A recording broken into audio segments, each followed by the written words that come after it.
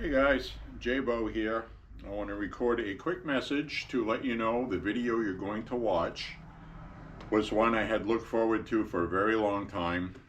I've always wanted to shoot an original 1911 A1, and as explained in the video, it is an original from 1945, manufactured in 1945 for the war during wartime, and I had a really great time shooting it. It's a fantastic pistol. It is top-notch. It's the best you can get with 1911s. It's the real deal. So I incorporated the TSASH 1911 GI reissue into this video, not to do a comparison and not to say that the TSASH is as good as a World War II original, because obviously that's not the case. But what it establishes is that the 1911 TSASH is probably the most popular videos watched according to my analytics on my channel, and besides the Heritage Rough Rider and homemade percussion caps. So those are the three biggest viewed videos on my channel. The reason why is the TSASH 1911 is very popular because many people are never going to get to own an original 1911. So I made this video, finally had a chance to shoot one after shooting the TSASH so much that I can add the commentary that I did in the video. And keep in mind when you watch this video, I am in no way whatsoever saying that the TSASH 1911 A1 is as good as an original World War II 1911, because that would be ridiculous. So anybody that thinks that, or thinks I would say that, doesn't know me very well. So what I'm saying is, it's an excellent buy for the money, is what I'm saying. If you're never going to own an original 1911 from World War II, which I'm never going to own one, it is the next best thing, in my opinion. There's very little differences.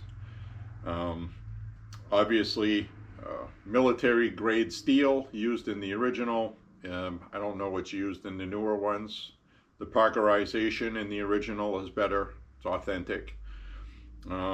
Everything about it is better in the original 1911. But if you're going to have a reasonable facsimile thereof, then I would recommend the TSASH 1911 A1 over, let's say, Rock Island, who makes a half-decent one. And there are some higher-end replicas. Auto Ordnance makes a GI reissue replica that is a better quality than the TSASH. And those go for about $1,000. So I have an Auto Ordnance.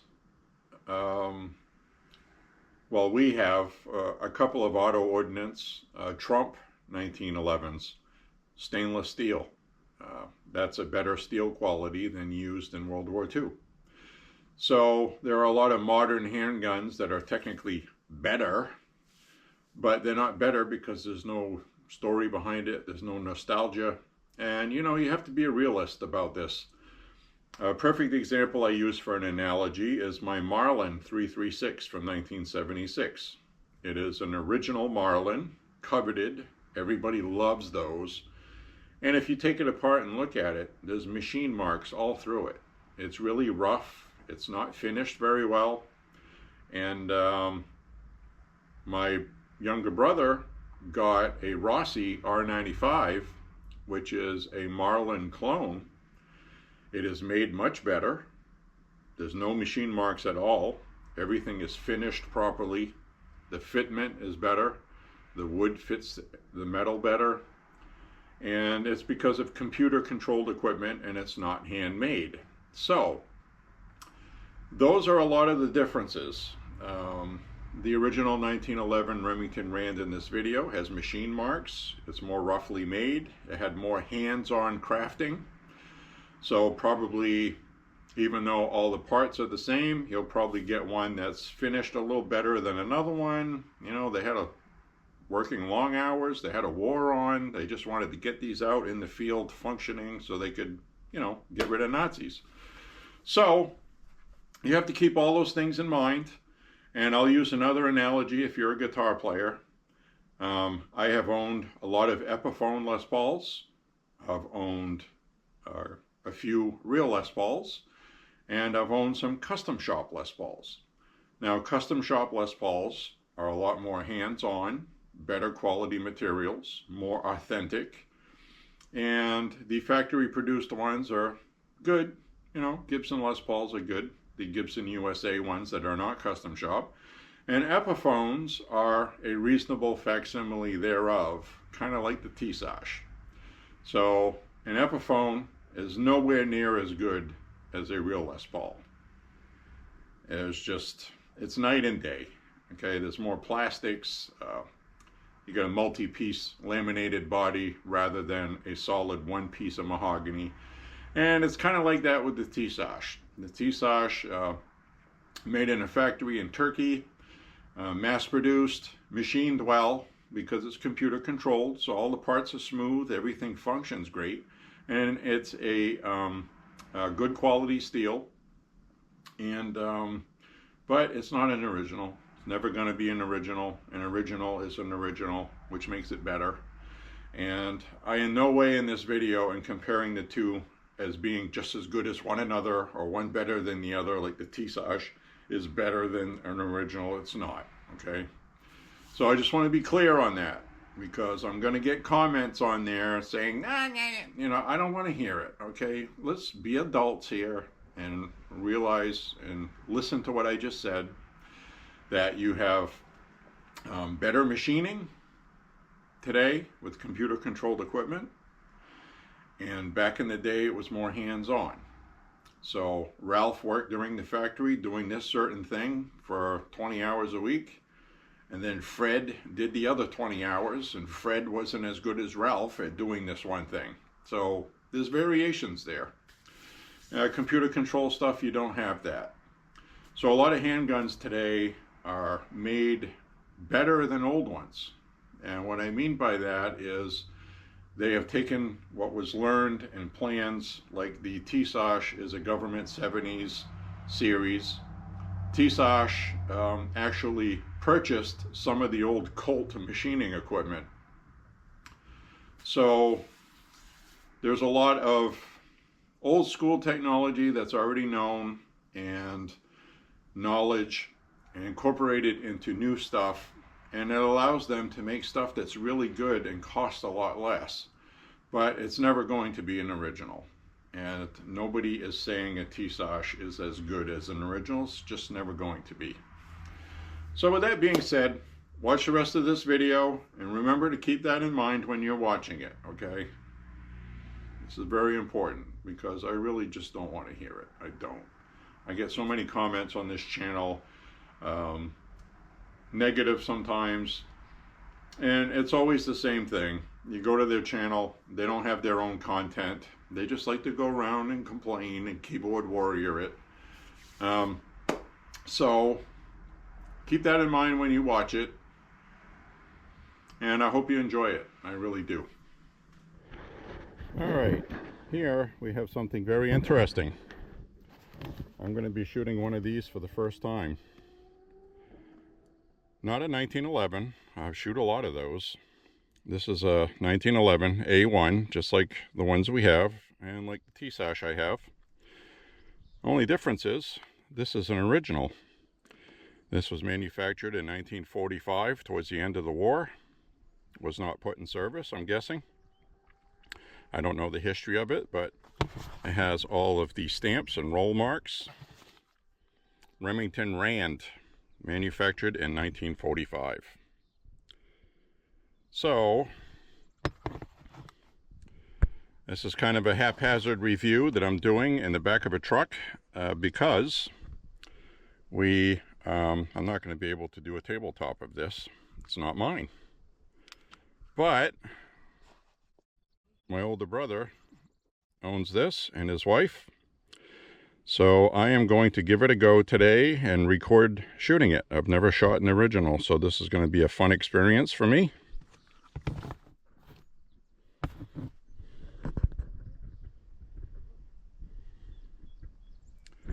want to get a good look at it while I can. Try to get some detail on the mainspring housing and grip safety and original beaver tail and hammer. So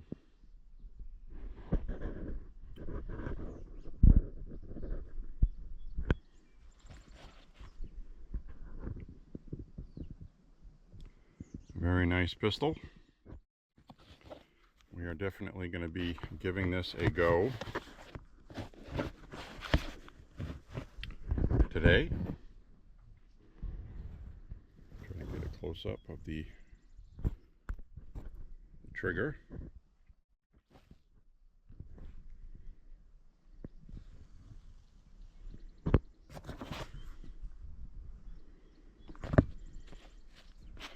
A little bit of grease on there, some schmutz.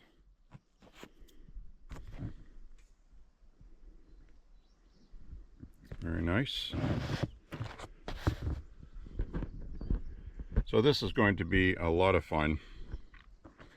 And I noticed right away the hammer is black. So I don't know how original that is, but I'm sure during wartime nobody cared about stuff like that. It's been well kept. It's in great condition. Try to get a shot from this angle, which you don't see very often online. There are some machine marks you can see, because after all, it was a typewriter company making handguns, and they just wanted to crank these out the door and made sure they functioned, which is what you needed. So when you see people do reviews online and they complain about machine marks, yeah, well, some of the most collectible pistols in the world have machine marks,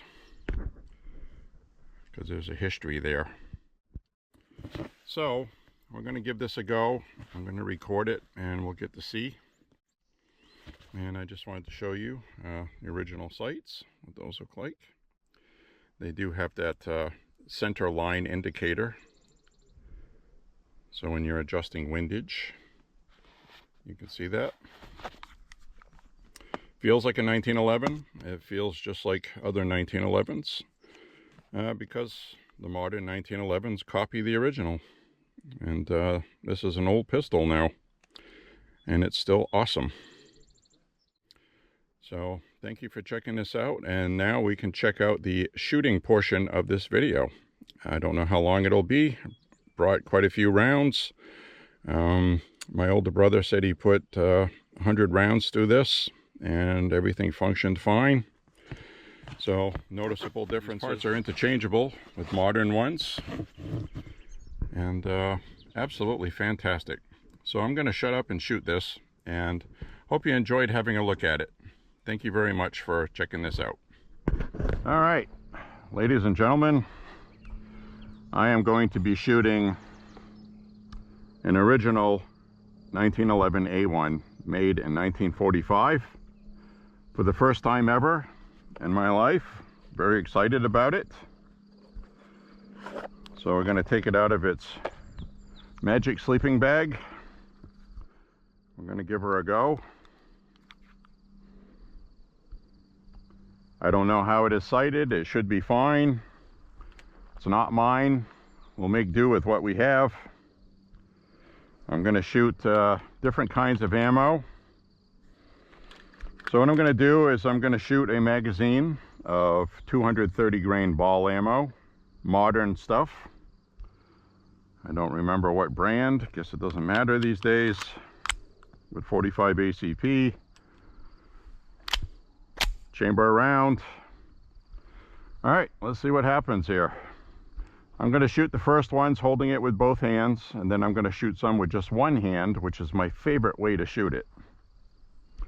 So without further ado, 1911 Remington Rand, original 1911.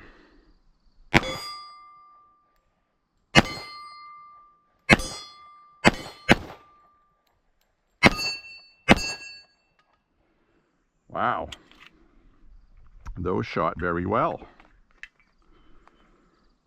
So now we're going to shoot 5, I got 5 rounds in here, of original old 45 ACP ammo. It's decades old. We'll see if it fires. Should. Safety off.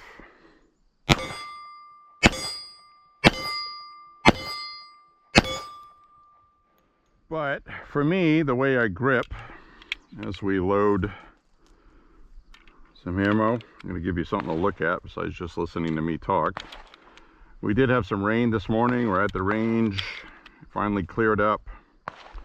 So this is my magazine loading technique using my thumb. This works for 9mm, works for everything. I don't need a speed loader. So anyway, I got the T-Sash Parkerized magazine that came with the older ones. And we're going to put this in here. And, you know, this is a fine, absolutely awesome pistol. I'm really enjoying this. So I'm going to shoot a couple more magazines for the video, and we'll call it good. This is a dream gun to own right here. This is absolutely the best. I'm going to shoot these with one hand.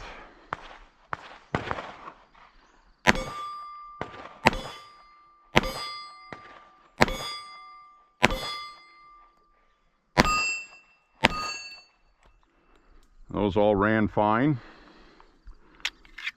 So those run 200 grain semi-wad cutters just fine. So we'll do another magazine.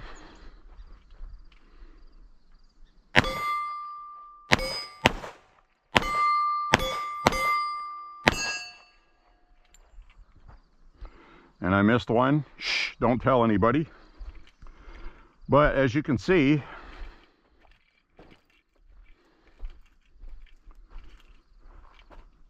that is damn accurate. I'm probably shooting from 15 yards.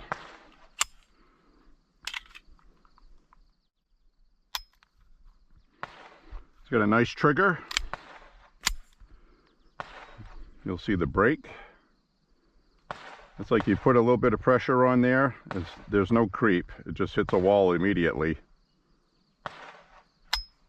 And then releases. Resets.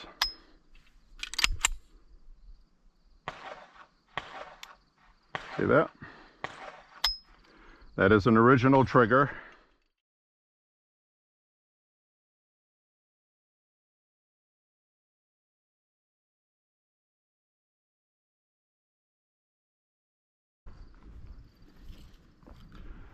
All right, we're going to shoot some more of the original 1911 A1 Remington Rand.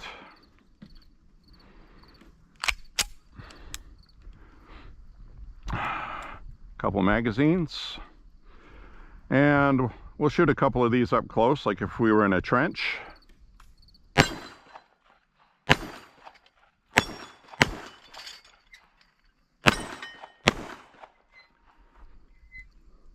Shoot a Nazi.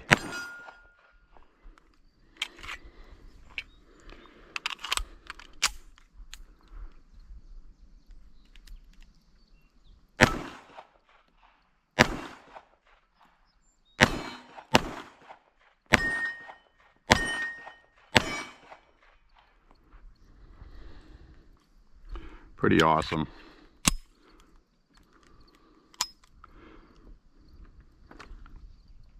The trigger definitely feels different than the modern ones, and I'm not sure either one is better than the other, but it just feels different, and it's a real joy to shoot.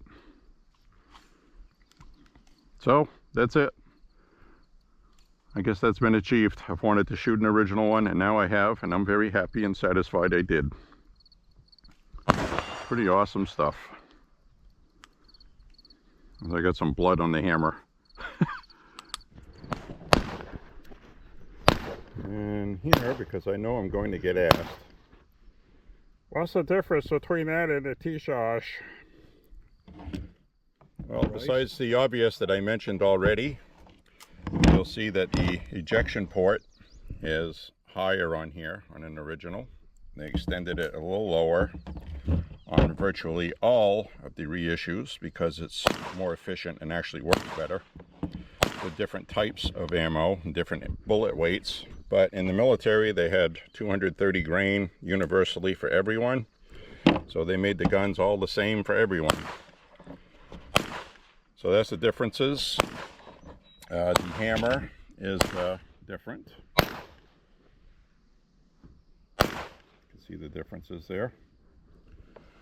The other difference is the lanyard loop on the bottom, like I showed you already, where that's not scooped out. And on the original, it is scooped out. So that's basically, though, the only differences, really.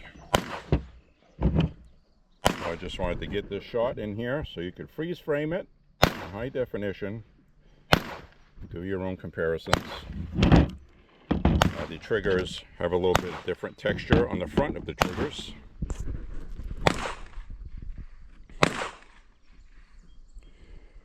So if they were a little closer matching, I would probably try to swap and take the original one home with me. The other difference is that's made by... We're going to load up another magazine because that was a lot of fun. And man, I'm telling you, I have always wanted to shoot one of these.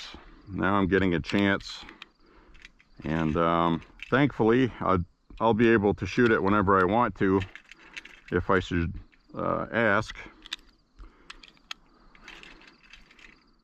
And I'm sure I will be shooting this again because it'll probably come to the range again with my older brother. I didn't ask him what he paid for it,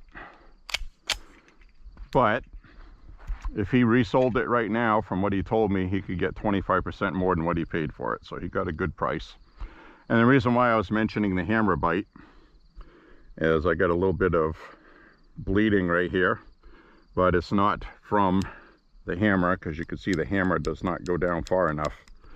What that is with me is I bury my hand so far in here, the hammer is not touching.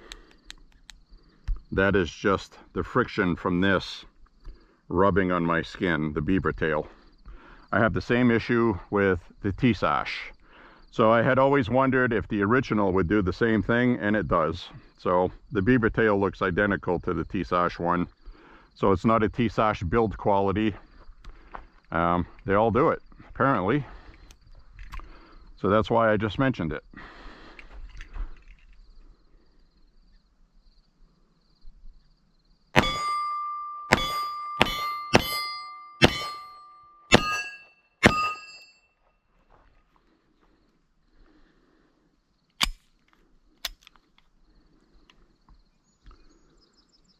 That concludes the shooting video. I hope you enjoyed that, and I hope you enjoyed this quick little review of an original 1911 Remington Rand 1911 A1, manufactured in 1945 according to the serial number. It's got all the correct marks. It's got the mark above on the trigger guard, and it's got the correct markings. And I absolutely do not know anything about these original marks. I'm not a firearms expert with 1911s. I just know I enjoy shooting them. And this is a very nice one to shoot. Original grips, everything. Pretty awesome, man. I hope you enjoyed it. Thank you very much for watching. Click like and subscribe. Share the content. Jabo signing off. See you in the next video, friends. Bye-bye now.